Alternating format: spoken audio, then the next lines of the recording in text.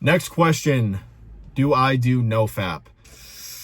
The question I got about 800 times. Do you have a drip queen? Do you have a girlfriend? What's going on with Livy? You need to let us know.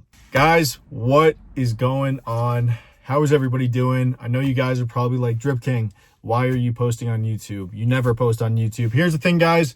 Going into 2024, I am going to be posting on YouTube all the time. Honestly, the reason why I want to get on here is because I feel like we have such a family, like such a community. And I feel like this long form content is just so much better. And you guys can know me more. I can help you guys more. I can just talk to you guys more. So it's like, what better way to kick off the YouTube channel in 2024 than answering all of your guys' questions? I know you guys have so many questions about faith, about my life, about lacrosse, about girls. So we're just going to go through it. I'm going to pull my Instagram right now and go through all of your questions. Guys, if the camera angle keeps changing, I got a crappy tripod that is just not sticking to the car. All right, guys, I'm praying that this stays up now. But let's get right into the questions. Guys, so for the first question I got, it is from Grayson. What made you want to play lacrosse? So a lot of you guys probably don't know this, but I played pretty much every single sport growing up.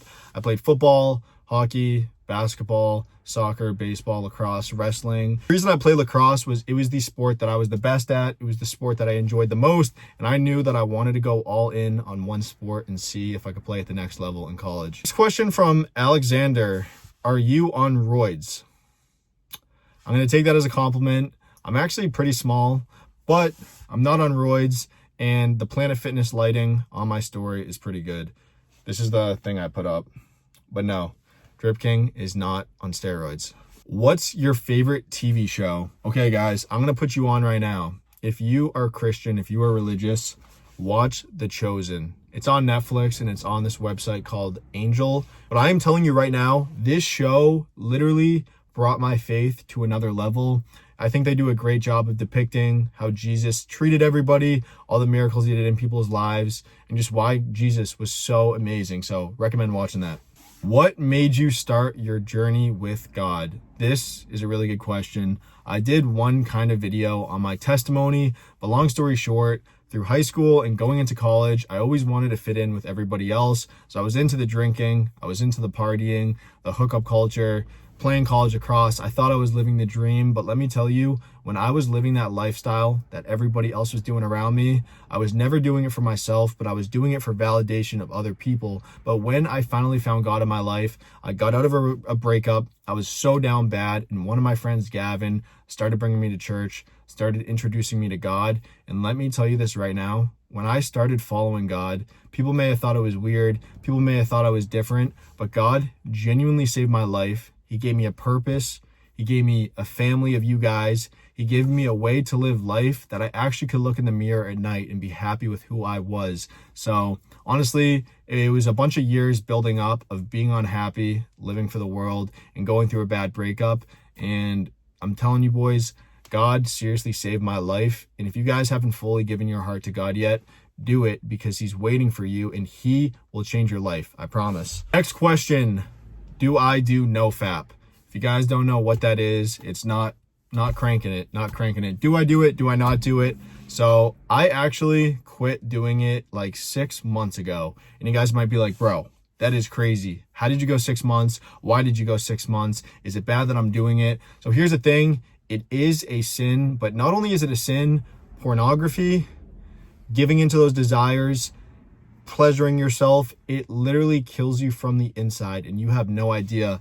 I was telling one of my friends the other day that's struggling with quitting it, is trying to quit it and can't. I said, think about this. There's a girl that you have in your mind that you want in your life. She's this God-fearing woman, high-value girl, but you are at your house, you're going in your room, you're turning on your phone, you're watching porn, and you're doing it. And you feel so terrible after. But do you think doing this over and over and over again, you're ever going to be able to get that high-value girl that is doing that? And I feel like for me, just the man I want to be, I want to follow God. One day I put my foot down and I was like, you know what? I have to quit. I have to stop. And to be completely honest with you guys, I struggled with this for a little while. I would do it maybe once every few days. Sometimes when I was down bad, I would do it multiple times a day. And every single time I was like, it's not a big deal. But I'm telling you, it was killing my faith with God, because when you're trying to grow with God, but then you're living this double life of giving into sin, giving into your desires, and you're not willing to try to sacrifice for God, it is so hard to do. And I will tell you this right now, I feel so much better. I feel like I have more energy. I feel more confident. I feel better when I'm talking to girls. I feel better just in my skin. So if you guys are trying to quit, this is your sign. Just take it one day at a time. Stop doing it, and just know that God will give you the strength to get through it. And every single time you're getting tempted to do it, that is the devil trying to suck you back in, because he is scared of the life that you have with God. Do you enjoy spending time with the boys? Guys, I'm going to be honest. I don't. I just stay in every day. I read the Bible. I go to church. I go to bed. And that's all I do. Come on now, guys. Are you kidding me? Of course I enjoy time with the boys. That's honestly one of my most favorite things to do. And I don't know if that was good grammar, but I love spending time with the boys. I live with my teammates at school, and I think it is so important to have the faith at the center of your life and the faith at the center of your relationships. A lot of my boys, they will go to church with me. We'll go out, we'll play on the field together, and we will have a great time. I think it is so important to have a good balance in your life between sports, relationships. But here's the one thing I will say. You are the people you surround yourself with.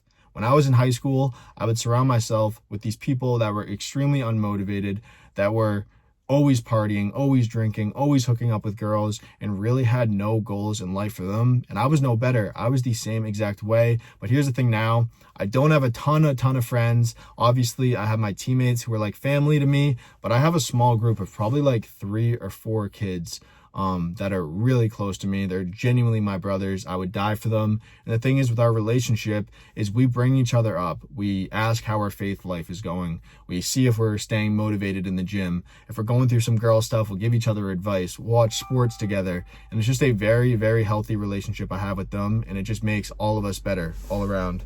Do you want to play in the professional lacrosse league? Do you want to play for the Cannons? A lot of questions about what I'm doing. So honestly, I have 2 seasons left of lacrosse. This is technically my senior year, but since I broke my hand freshman year, I'm doing a 5th year. And here's the thing, I would love to play lacrosse for as long as I can. If that's in the pro leagues, that would be a dream come true. But at the end of the day, I'm putting in the work, doing as much as I can, and I'm putting it in God's hands. And if God wants me to make it to that level, if he gives me the opportunity, I will take it 100%. But I think one of the most important things is there are a lot of things in our life that are out of our control, that we stress about, that we worry about, that we put pressure on ourselves. But all you can do is put in the work, be the best man you can, and let God handle the rest. And here's the thing, if I don't play pro lacrosse, I'll be a little bummed out, but I know God has another door he's going to open for me. So yes, I'd love to play pro lacrosse. I would love to play for the Boston Cannons, but we'll see, guys. What book are you in the Bible, and how do you read the Bible? So I actually got the Bible right here, my Bible right here. I'm going to go to this like little place by the water and read it in a little bit. But if you need help reading the Bible, read through all the Gospels first. There's 4 of them, John, Matthew, Luke, and Mark. Don't make fun of me. I just looked it up to double check. Those are them. But yeah, read through those. Those will tell you the life of Jesus. I read through John like a month ago. Now I'm reading through Matthew. I'm trying to go through all of them. I think the Bible is one of the most slept on things, because a lot of us will go through hard times. We're struggling. We need advice. And we'll go to every single person around us. We'll go to social media, but we never open up the book that has all the answers. And I'm telling you, read through it chronologically, find a spot, and God will speak through you through his words. So yes, I read the Bible daily. You got to read it daily. Even if it's 5 or 10 minutes a day, it will literally make you a happier person. It'll grow you closer to God, and it'll just guide you through all your battles you're going through.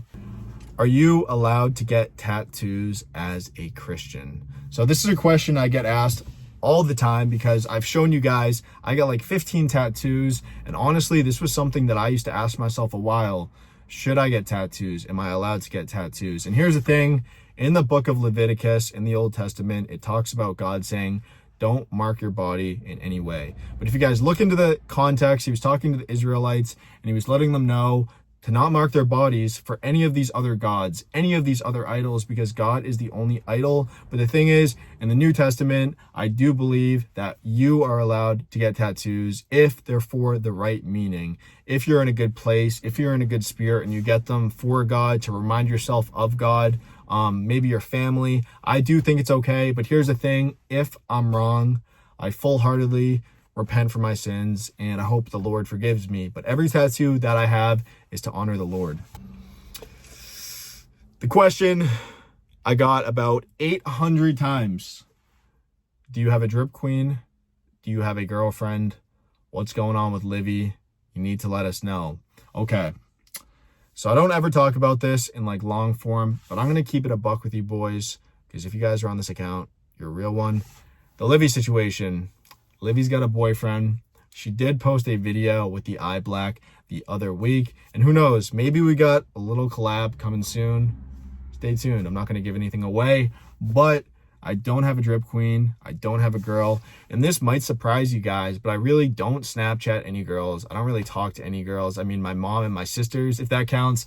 But yeah, I'm kind of in this point in my life where I'm so focused on lacrosse. I'm so focused on my eye black company, on the Christian clothing line, and honestly, just being able to build my platform and like do all of this at once. I really don't see a ton of time that I have for a girl right now, but I do read a little devotional every night, praying for my future wife. I already told God when he thinks the time's right, when he thinks I'm a man of God fully, that I'm ready for one, put her in my life. But until then, I am fully happy and I am fully fine with not having a girlfriend and not really talking to any girls. Do you go out and party a lot in college? So here's the thing, guys. I actually go to one of the biggest party schools. I go to UMass Amherst. People call it ZooMass because of the parties. And the beginning of my college, I did go out a good amount, and even up to last year, I was going to bars after games, stuff like that. But honestly, as I've grown more in my faith, I've just came to not enjoy going out. I don't like going out. I don't like the hookup culture. I don't like just getting drunk. I don't like even drinking, to be honest. I completely stopped drinking.